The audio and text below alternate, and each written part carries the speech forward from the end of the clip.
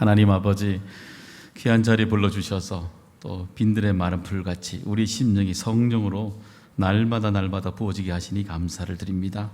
하나님, 이 시간 말씀 속에서 우리에게 주시는 그 은혜 담비 속에 또 젖어들기를 원합니다. 우리에게 큰 은혜 베풀어 주셔서 부어주실 은혜로 충만해지는 이 시간 되게 하여 주시옵소서. 예수님의 이름으로 감사하며 기도드리옵나이다. 아멘. 여러분, 2012년에 개봉된 영화 혹시 광해 아십니까? 영화죠. 1,000만 관객이 넘는 사람들이 보았던 흥행 영화였습니다. 저기 보면 이병헌 씨가 광해군 역할도 하게 되고 광대 하선 역할, 이중 역할을 하고 있는 모습을 다루고 있는 영화입니다. 이 영화의 내용은 이렇게 진행이 되죠. 광해군이 왕으로 이렇게 세워졌을 때에 그 불안 속에 살아갑니다. 왜냐하면 매일매일마다 누군가 자기를 독살할 것 같은 두려움 속에 살아가게 되죠. 그래서 자기는 혹시나 독살하는 두려움 때문에 음식이든지 보여지는 것을 일일이 집착하게 되는 또 광기도 보이게 되죠. 근데 영화에서 실제로 보게 되면 영화는 이 광해군이 이조판서에 그 이조판서가 양귀비를 음식 속에 타서 중독을 시키게 됩니다. 그래서 혼절하게 되죠. 그래서 15일 동안 그는 정신이 잃는 시간을 보내게 됩니다. 마침 그 광해군이 그 전에 밖으로 나갔을 때 광대 하선을 본 적이 있었습니다. 광대 하선이 자기 얼굴도 똑같고 행동도 똑같고 얼굴로 묘사하는, 말로 묘사하는 성대 묘사가 똑같이 하고 있었기 때문에 이 광해군이 쓰러졌을 때에 그 광대 하선을 왕으로 세우게 됩니다. 물론 속여서 세우게 되는 거죠. 처음에는 그 자리가 이 광대 하선이 전혀 어울리지 않을 것 같은 자리입니다. 처음에는요, 호화오는 궁전에 얼마나 먹고 마시는 일에 치중할지 모릅니다. 여러분, 그렇지 않겠어요? 인생에 로또를 맞은 거잖아요. 가장 밑바닥에 살다가 가장 위로 올라왔던 왕으로 올라왔지 않습니까? 그러니까 그 권력, 부와 먹는 모든 것들요, 마음껏 그는 흥청망청 시간을 보내게 시작하게 됩니다. 근데 시간이 지나면서 이 광해군이죠, 왕의 자리에서 시간이 지나면서 이 광대 하선은 인간 하선의 모습으로 조금씩 변해가 시작합니다. 그러면서 가까이 있는 사람들, 계급이 차이 나지만 가까이 있는 사람들 아주 친근하게 인간적으로 대하기 시작하게 되죠. 그리고 백성들이 원하는 살폈던 이 대동법과 같이 꼭 시행해야 될 정책 같은 경우도 시행하는 그 모습을 보여주고 있습니다. 나중에는 진짜 광해군이 15일 만에 깨어나서 궁으로 돌아오게 되죠. 그리고 이 광대하선은 다시 자기의 삶의 자리로 돌아가는 모습으로 마지막 장면을 보게 되면 그렇게 끝이 나게 되는 영화입니다. 그 영화에서 우리에게는 늘 질문하게 되죠. 진짜 왕이 누구일까? 라는 질문을 하게 됩니다. 우리가 기대하고 있는 왕은 어떤 왕인가요? 선정을 베풀고 백성들을 살피고 그렇게 있는 너무 멋있는 모습의 왕을 우리는 기대하고 있지 않습니까? 근데 우리는 그 영화를 보면서 우리는 한편으로는 진짜 이 광해군보다도 우리의 이목을 끄는 사람은 누구냐 하면 광대 하선의 모습입니다. 그 자리가 왕의 자리의 모습을 쓰면서 섰을 때 그는 마음껏 누려도 되잖아요. 부가 있죠, 권력이 있죠, 여자들도 있죠. 그가 누려야 될 것 모든 걸 누릴 수 있잖아요. 그는 자기가 가지고 있는 임시 동안의 권력을 가지고 진짜 왕, 혼절에 있는 그 광해군을 죽이고 진짜 왕이 되어도 아무런 문제가 없지 않습니까? 가지고 있는 부와 권력 다 누릴 수 있는데도 불구하고 그는 이 부와 권력에 중독되지 않는 모습을 보여주고 있습니다. 왜 그럴까요? 이 광대 하선이 부와 권력 모든 걸 누리고 있는데도 불구하고 왜 그렇게 중독되지 않았을까요? 어떻습니까? 여러분, 만약에 여러분의 인생이 광대로 있다가 왕으로 되었을 때 여러분의 모습은 어떠실 것 같습니까? 그게 가지고 있는 모든 조건들, 부와 명예, 모든 것들, 여러분 중독되기 쉽지 않습니까? 우리는 이 광대 하선을 보면서 우리는 그 시대에 오히려 보편적으로 그렇게 할 것이라고 생각하고 있는 보편적인 생각들, 그 생각을 반대로 거스르고 있는 광대 인간 하선의 분별을 우리는 보게 되는 것입니다. 영화 속에서만 이런 분별이 보일까요? 그렇지 않습니다. 성경은 오늘도 소아시아 지방에 살아가는 믿음의 그리스도인들에게도 분명히 분별이 필요하다라고 말하고 있습니다. 왜냐하면 그 시대의 사람들에게 그 당시에 있는 로마의 핍박을 받고 있는 수많은 사람들이 이 소아시아의 믿음을 가지고 있는 사람들에게 그 시대에 똑같이 살아가라고 요구하고 있었기 때문인 것입니다. 그 시대는 로마의 이 신이 다양하게 있는 다원주의 세상 속에 그때도 살아가고 있었습니다. 그때 많은 사람들이 믿지 않는 로마에 따른 수많은 사람들이 유독 예수님을 믿고 있는 사람들을 향해서 그렇게 살지 말라고, 불편하게 살지 말라고, 우리처럼 세상적으로 평균적으로 이렇게 살아가라고 그들 요구해 줍니다. 그 요구가 그들 그때뿐만 아니라 지금도 우리에게는요 똑같은 그런 요구를 우리는 시대적인 이것이 평균이라고 말하는 것들을 우리에게 들려지고 있지 않습니까? 여러분, 평균의 종말이라는 책에 보게 되면은 우린 그동안 인간적인 수학적인 결론이나 과학적인 결론을 통해서 우리들 늘 그럴 것이라는 늘 우리는 생각을 가지고 있잖아요. 그렇죠? 물론 이 책이 우리가 알고 있는 기본적인 보편적인 평균의 얘기를 부정하는 것은 아닙니다. 근데 저자가 평균의 종말이라고 말하는 이유는 뭐냐면은 가장 기본적인 것은 각자가 우리마다 가지고 있는 뇌가 다르다는 겁니다. 뇌가 평균이 없다는 것입니다. 그렇죠? 여러분, 여기 앉아 계신 수많은 사람들이 우리 가진 것이 다 뇌가 똑같습니까? 아니지 않습니까? 우리 각자가 다 가지고 있는 뇌가 다 다르지 않습니까? 동일하게 생각하지 않고, 동일하게 받아들이지도 않고, 동일하게 해석하지도 않고, 동일하게 우리는 똑같이 행동하지도 않지 않습니까? 그럼에도 불구하고 이 시대를 사람들은 평균의 시대라고 얘기한다는 것입니다. 우린 종종 이 시대를 우리는 포스트 모더니즘이라고 말하지 않습니까? 상대성으로 가지고 있는 인정하는 그 시대에 살아간다고 우리는 알고 있습니다. 이 다양한 시대에 살아가고 있으면서 우리들에게 평균적으로 살아가라고 많은 요구를 시대를 우리에게 요구하고 있습니다. 왜냐하면요, 포스트 모더니즘 시대는 우리에게 유일신관을 버리라고 말합니다. 이게 평균이라는 겁니다. 수많은 사람들이 다양하게 믿고 있는 다원주의 살고 있는 상대적으로 인정하는 이 시대, 이것이 평균적이라는 겁니다. 그렇지 않습니까? 오히려 우리 시대를 거스르고 있는 하나님만을 믿고 있는 유일신관을 믿고 있는 이것이 평균적인 삶이 아니라는 겁니다.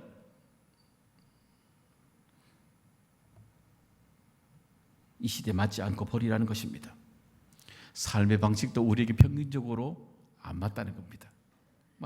안 맞죠. 왜냐하면 우리 세상 사람들이 바라보는 죄의 기준보다도 우리는 오히려 더 높지 않습니까? 높기 때문에 우리는 평균적인 세상에 가지고 있는 잣대처럼 우리 똑같이 그래 살면 안 되는 겁니다. 그래도 불구하고요, 세상은 우리에게 평균적으로 살아가라고 말하고 있지 않습니까? 근데 성경은 우리에게 단호하게 말합니다. 반드시 차이나게 살아라고 말하고 있습니다. 우리에게 평균적으로 살아가는 것이 아니라 거기에 평균적인 종말을 구하고 우리에게 반대로 살아가라고 오히려 우리에게 말씀해 주고 있지 않습니까? 오히려 오늘 사는 우리들에게 이 평균의 시대에서 오히려 우리는 성경 우리에게 내가 누구인지, 누구인지 삶의 자리의 정체성을 우리에게 날마다 분별하라고 얘기하고 있습니다. 여러분, 분별력이라는 헨리 나우인의 책이 있습니다. 그 책에 보면 저자는 삶의 자리에서 자기의 삶의 자리에서 멀리 떠나가는 모습의 얘기를 이 얘기 한 토막을 다뤄내고 있습니다. 이 헨리 나우인은 이 교수지요. 그리고 유명한 캠브리지 그리고 그 다음에 하버드 대학으로 있었던 사람이죠.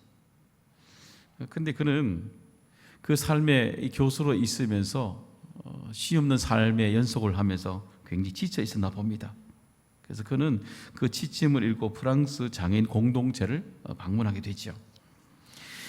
그 헨리 나우인은 그게 자신을 전혀 모를 것 같고 자기에게 관심이 없어 보이는 그에게 이 장애인들이 그를 향해 찾아와서 꼭 자기를 안아주는 그 모습을 그는 그 자리에서 목격하게 되고 체험하게 됩니다. 자기를 전혀 알지 못하게 되죠. 자기보다 더 연약한 장애인들이죠. 그런데도 불구하고 이 헬리나오인에게 지쳐있는 헬리나오인을 꼭 안아주는 경험을 그는 거기서 만나게 됩니다. 거기서 그는 하나님의 첫사랑을 경험했다라고 이야기했습니다. 상처를 누구보다 나보다도 가지고 있는 그 사람들이 나에게 오히려 더 품어주고 더 채워주는 모습을 보면서 내가 어떤 사람이어야 되는가, 내가 누구인가 라는 것을 거기서 깨닫게 되었던 것입니다. 사람 종종 우리는 우리의 삶의 가운데 종종 외출할 필요가 있습니다. 그렇죠? 내가 살아왔던 공간에서 잠시 떠나가는 것이 필요한 것입니다.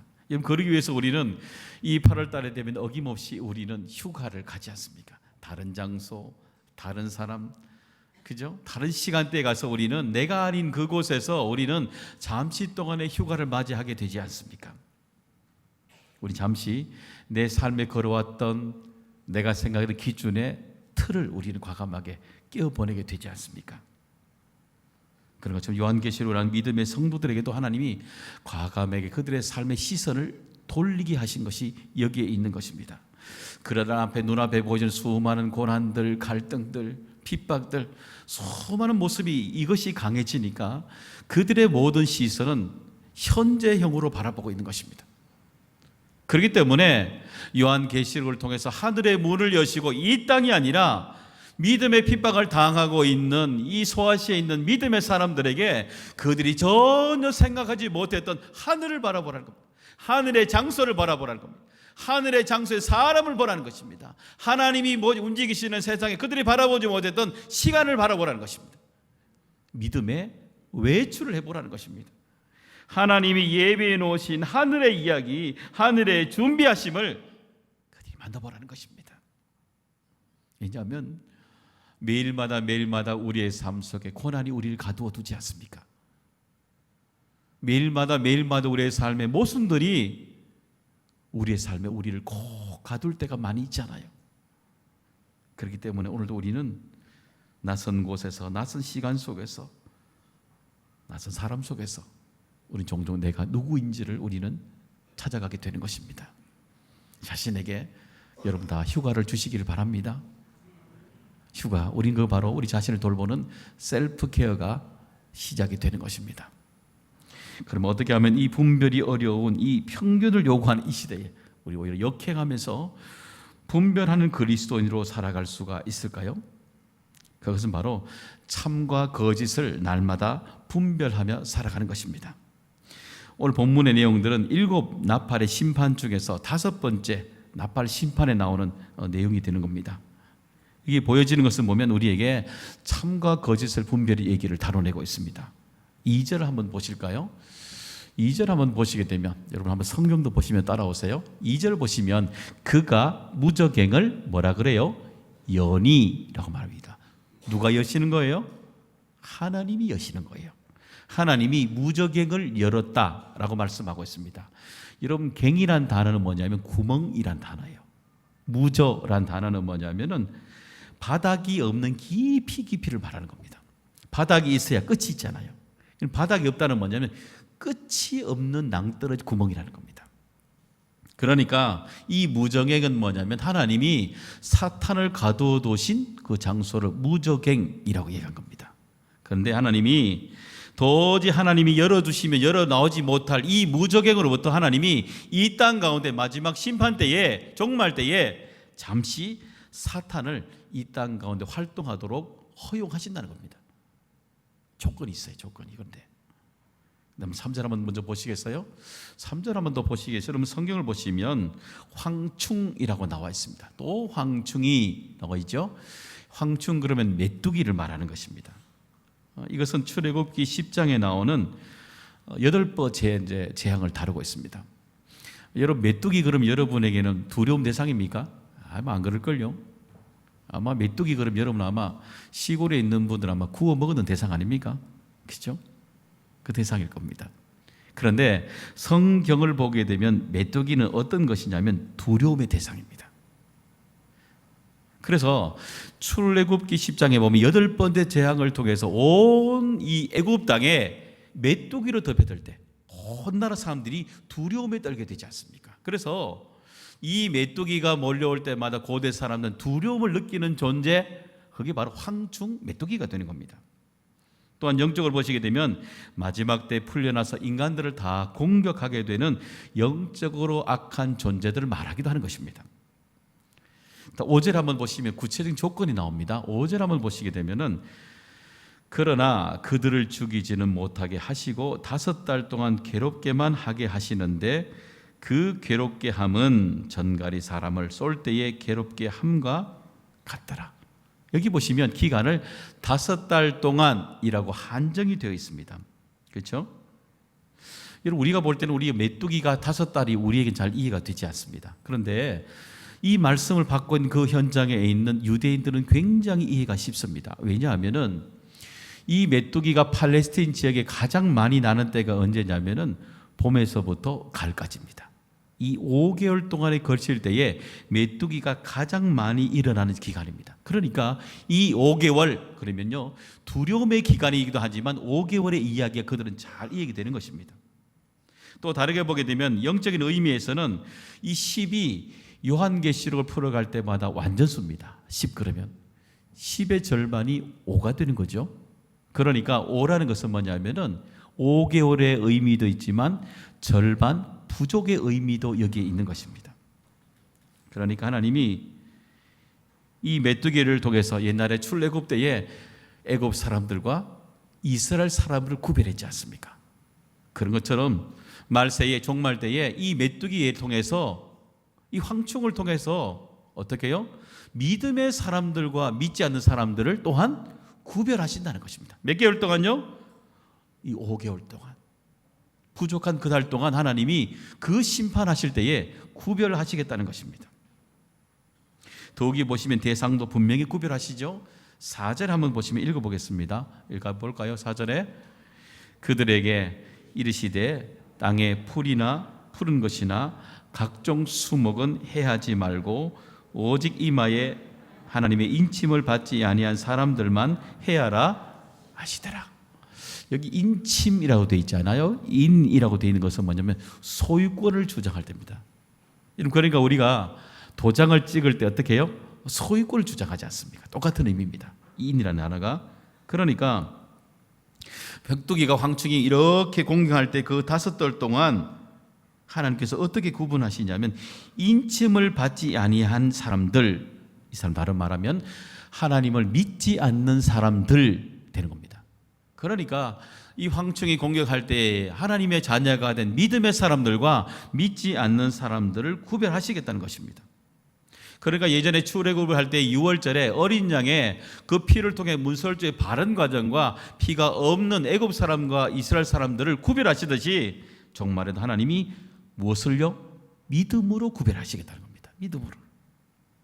여러분, 그렇기 때문에 히브리서 11장에 보시면 수많은 믿음의 사람들이 나오게 되지 않습니까?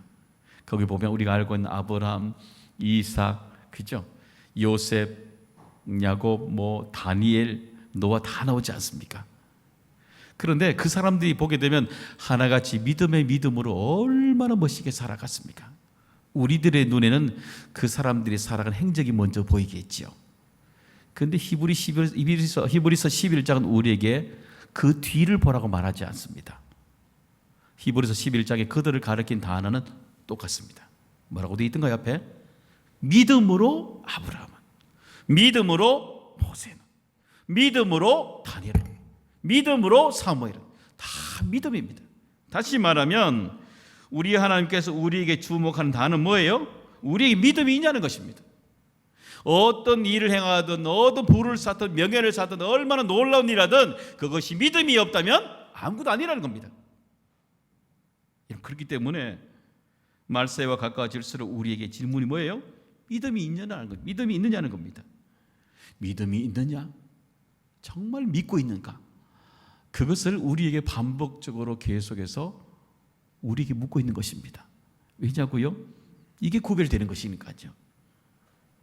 이게 구별되는 평균의 시대에 살아가는 이 시대에 우리가 가지고 있는 구별된 차이점이기 때문인 것입니다. 또 보시게 되면 이 황충을 통해서 우리에게 보여지는 것들에 대해서 유혹을 당하지 마라, 우리에게 말씀해 주시고 있습니다.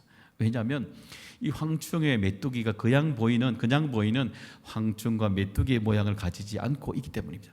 너무 큰 세력을 가지고 있는 모습으로 보여지기 때문인 것입니다. 한번 보시면 3절도 한번 보실까요? 3절을 보시면 한번 읽어볼까요? 시작.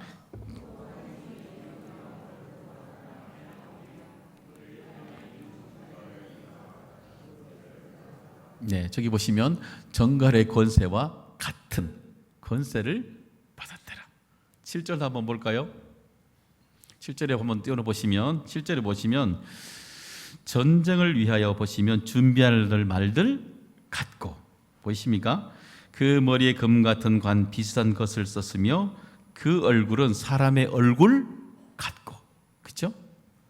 또 8절 한번 보시게 되면 8절에 보시게 되면 뒷부분을 보시면 또 여자의 머리털 같은 머리털이 있고 그 이빨은 사자의 이빨 같으며, 9절도 가볼까요?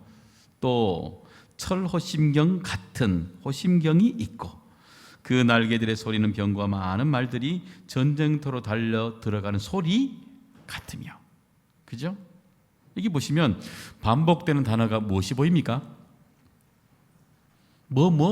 같다는 겁니다. 같다는 말은 그것이라는 말입니까? 아니라는 말입니까? 아니라는 겁니다. 잘 보세요. 다시 한번 3절에 그 황충이 가지고 있는 권세가 정갈의 권세라 그랬습니다. 10절에 보시면 침으로 독이 있다 그랬습니다. 독으로 사람을 해하는 권세가 있으니까 얼마나 대단한 권세입니까? 근데 그게 진짜예요? 가짜예요? 가짜라는 겁니다. 7절도 보시게 되면 전쟁을 위하여 준비할 말들 같고, 그죠? 전쟁을 위해 준비하는 거니까 이 황충에게 얼마나 큰 군사력이 있습니까? 근데 군사가 진짜입니까? 가짜입니까? 가짜라는 겁니다. 눈에 보이는 군사력에 넘어가지 말라는 겁니다. 금관인데 금 같은 관이라 그랬잖아요. 금이라는 것은 통치권을 의미합니다. 이 관이라는 건 통치권인데 우리가 볼 정말 통치권이 있어 보이고 힘이 있어 보이잖아요. 분별하라는 겁니다. 그거 가짜라는 겁니다. 얼굴이면 되는데 얼굴 같다라고 돼 있잖아요. 얼굴은 우리가 지혜를 의미할 때 쓰이는 단어들입니다. 그런데 얼굴 같다는 건 뭐냐면 뒤그림자가 있다는 말은 뭐냐면 교활하다는 뜻이에요. 또 보시면 여자의 머리털 같은, 머리털이면 되는데 머리털 같은 이란 뭐냐면 머리털은 여자 머리털이 아름다움의 상징이잖아요. 머리털 같다는 건 뭐냐면 뒤에 유혹이 있다는 겁니다. 이걸 보라는 거예요. 사자의 이빨 같으면 사자는 용맹을 뜻하잖아요. 사자 같은 이빨 같다는 뭐냐면은 파괴력이 있다는 겁니다. 무자비하게 무너뜨리는 망가뜨리는 것이 있다는 겁니다. 또 9절에 보시면 또 철호심경 같은 호심경이 있고, 호심경은 병사들이 자기를 보호하는 거잖아요. 보호하는 방어력을 의미하는데 자기를 감추는 데 쓴다는 것입니다. 여러분, 이 황충의 모습이 겉으로 보기는 얼마나 완벽해요. 그죠? 권세가 있죠. 군사력이 있죠. 통치권이 있죠. 그죠? 파괴력이 있죠. 방어력이 있죠. 여러분, 얼마나 완벽해 보입니까? 흠잡을 데가 없습니다. 도저히 무너지지 않을 것 같은 권세로 보이는 것입니다. 그러니까 그 당시에 소아시아에 있는 믿음의 수많은 사람들이 볼 때에 로마가 그런 모습이었습니다. 로마 정부가 볼 때에요, 파괴력 있고 모든 권력을 다 가지고 도저히 완벽하게 있는, 도저히 무너뜨릴 수 없는, 믿음으로도 무너뜨릴 수 없는 도저히 큰 것으로 완벽하게 보이는 겁니다. 그렇잖아요? 근데 그것이 무너지는 것입니까? 무너지지 않는 것입니까? 무너지는 것이라는 겁니다. 다르게 보면 오늘 우리가 살아갈 우리들에게 완벽해 보이는 모습, 여러분, 이 모든 통치권과 방어력과 모든 걸 다 가지고 있잖아요. 그렇죠? 이 모습이 어떻게 보여요, 여러분 눈에? 바로 이 말세에 드러날 적그리스도가 그런 모습을 가지고 있는 것입니다. 예수님을 아니라고 말하고 있는 적그리스도의 모습이, 말세에 우리에게 보여주는 모습이 똑같은 예수님처럼 똑같은 모습으로, 둔갑한 모습으로 예수님이 재림한 착각할 정도로 우리에게 보인다는 것입니다. 그렇기 때문에 사람들이 속는다는 것입니다. 가짜에 속는다는 것입니다. 이들의 정체, 황충, 이 메뚜기를 정확하게 11절에 우리에게 그 정체를 설명해 주시고 있습니다. 11절 같이 한번 더 읽어보겠습니다. 그들에게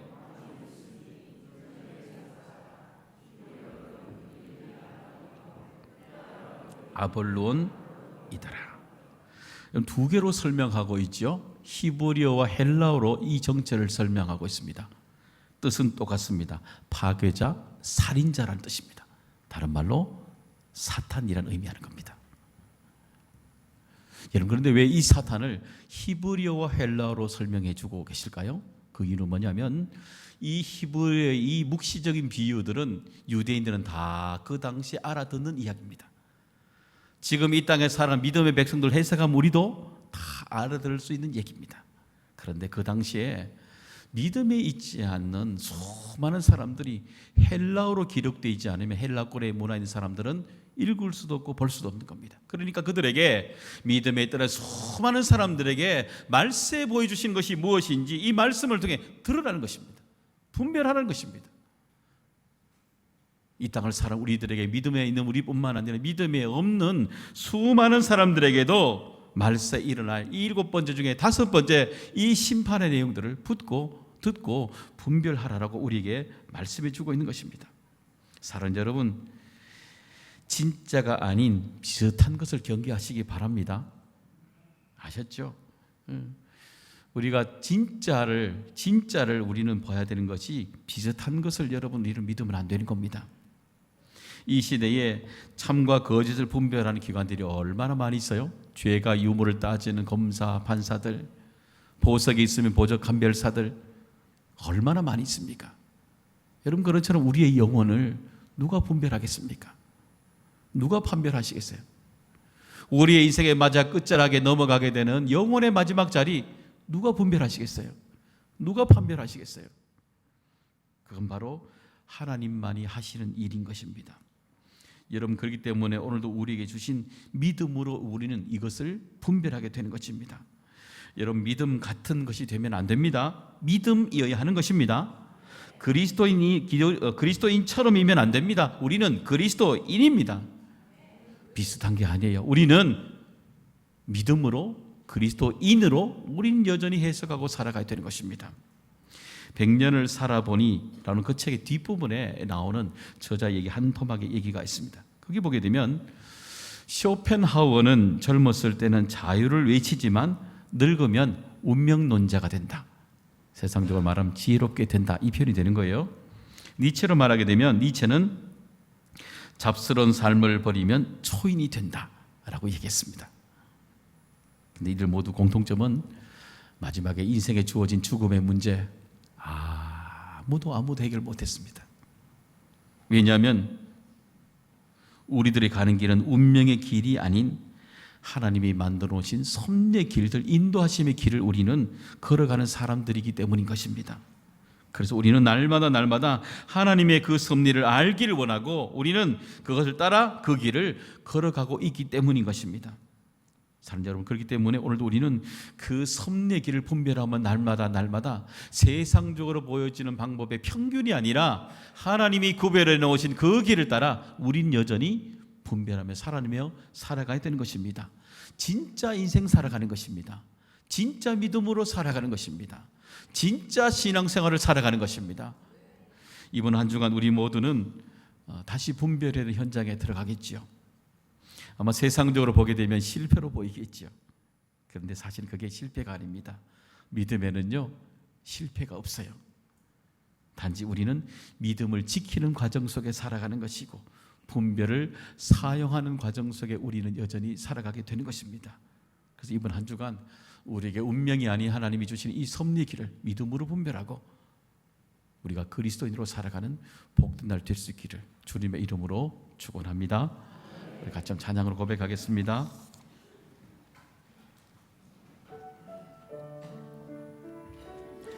우리 날마다 삶의 자리들마다 우리를 요동하는 것들이 얼마나 많은지요. 우리 고백하면서 찬양하겠습니다. 날마다 숨쉬는 순간마다 내 앞에 어려운 일 보내 주님 앞에 이 몸을 맡길 때 슬픔 내 두려움 주님의 그 자비로운 손길 항상 좋은 것 주시도다.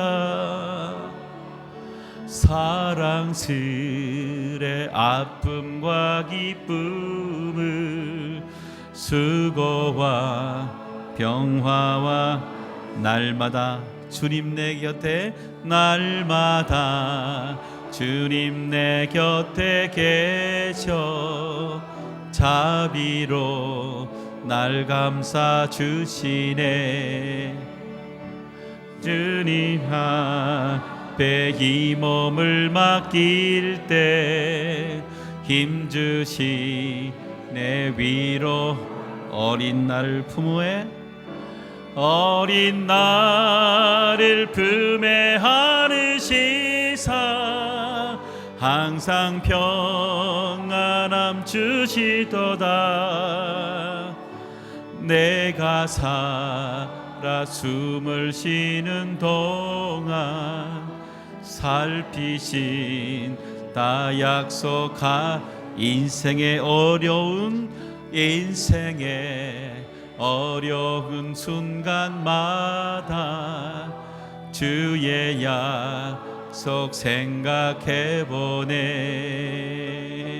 내 맘속에 믿음 잃지 않고 말씀 속에 위로를 주님의 도우심을요 주님의 도우심 바라보며 모든 어려움 이기도다. 흘러가는 순간순간마다 주님 약속 새겨 주님의 도우심 바라보면서 주님의 도우심 바라보며 모든 어려움이 기도다. 흘러가는 순간순간마다 주님 약속 새겨봅니다. 주님의 도우심을 주님의 도우심 바라보 모든 어려움이 기도다. 흘러가는 순간순간마다 주님 약속 새겨봅니다.